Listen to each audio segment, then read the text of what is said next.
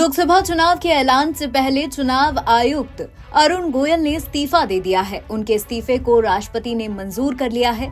हालांकि चुनाव आयुक्त अरुण गोयल के पद छोड़ने की वजह साफ नहीं हो पाई है। बता दें, अरुण गोयल मुख्य चुनाव आयुक्त यानी सीईसी बनने की कतार में थे, क्योंकि मौजूदा सीईसी राजीव कुमार फरवरी 2025 में रिटायर होने वाले हैं।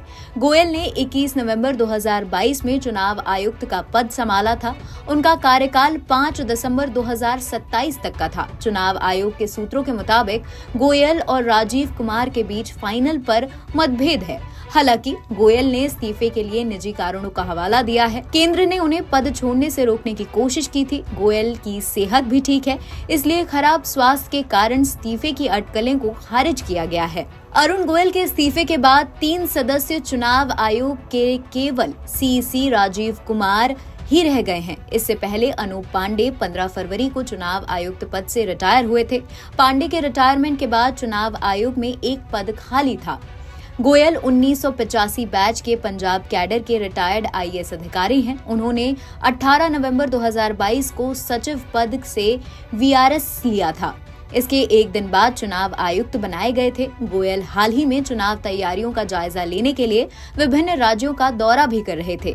हालांकि स्वास्थ्य कारणों का हवाला देकर उन्होंने दौरा बीच में ही छोड़ दिया। इन सब के बीच कांग्रेस ने अरुण गोयल के इस्तीफे को लेकर सवाल उठाए हैं और इसके लिए 3 कारण भी बताए हैं। दरअसल कांग्रेस महासचिव संचार प्रभारी जयराम रमेश ने कहा कि पिछले 8 महीने से इंडिया गठबंधन की पार्टियां चुनाव आयोग से समय मांग रही हैं। हमने वीपीपी पैड की है, क्योंकि हमारे देश में ईवीएम का मतलब इलेक्ट्रॉनिक वोटिंग मशीन नहीं बल्कि इलेक्ट्रॉनिक वोटिंग मैनिपुलेशन है।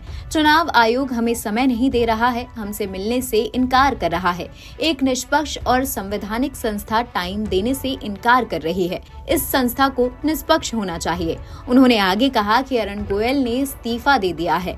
इससे मेरे मन में 3 कारण आए हैं। क्या उनके और मुख्य चुनाव आयुक्त के बीच मतभेद हैं?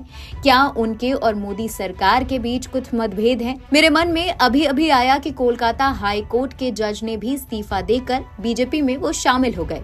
क्या इन्होंने भी बीजेपी के टिकट पर चुनाव लड़ने के लिए इस्तीफा दिया है? अगले कुछ दिन में स्पष्टीकरण तो आ ही जाएगा, लेकिन मेरे मन में जो सवाल उठ रहा है, उन दोनों सवाल से लोकतंत्र कमजोर हो रहा है। ये लोकतंत्र में एक आक्रमण है। लेकिन जानने वाली खबर ये भी है कि NGO association for democratic reforms ने अरुण गोयल की चुनाव आयुक्त के रूप में नियुक्ति के खिलाफ सुप्रीम कोर्ट में याचिका लगाई थी। सुनवाई से पहले 2 जज जस्टिस केएम जोसेफ और जस्टिस केवी नागरत्नन की हियरिंग से खुद अलग हो गए थे। एडीआर ने याचिका में कहा था कि गोयल की नियुक्ति कानून के मुताबिक सही नहीं है। साथ ही ये निर्वाचन आयोग की संस्थानिक स्वायत्तता का उल्लंघन भी है। एडीआर ने सरकार से इलेक्शन कमीशन पर खुद के फायदे के लिए अरुण गोयल की नियुक्ति करने का आरोप भी लगाया था। साथ ही गोयल की नियुक्ति को रद्द करने की मांग की थी।